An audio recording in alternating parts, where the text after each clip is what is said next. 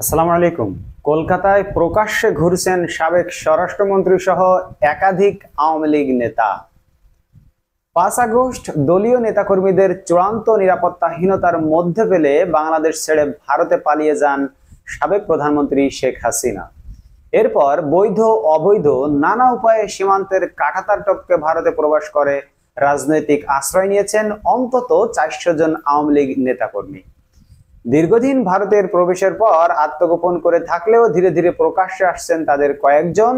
তবে কেউ দাড়ি গোঁফ কেটে, কেউ আবার দাড়ি গোঁফ বাড়িয়ে, কেউ আবার পোশাকের সম্পূর্ণ মেকওভারে আসছেন প্রকাশ্যে, যাদের সামনাসামনি দেখলে হঠাৎ চিনতে পারবেন না তাদের একান্ত পরিজনরাও।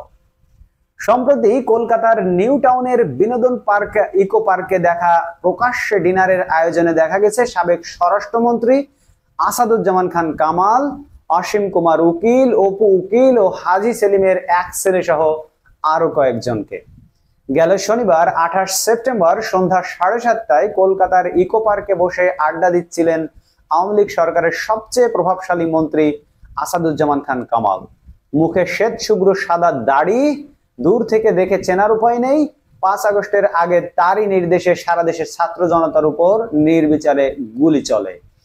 ইকো পার্কে রাতে সাধারণত কলকাতার স্থানীয়রা আড্ডা দেওয়ার সুযোগ পান, সাথে থাকে ডিনারেরও ব্যবস্থা। নিরাপদ ভেবে সেখানে বসেই আড্ডা দিচ্ছিলেন সাবেক স্বরাষ্ট্রমন্ত্রী। সাথে ছিলেন আওয়ামী লীগ নেতা অসীম কুমার উকিল, অপু উকিল ও হাজী সেলিমের ছেলে সহ আরো কয়েকজন।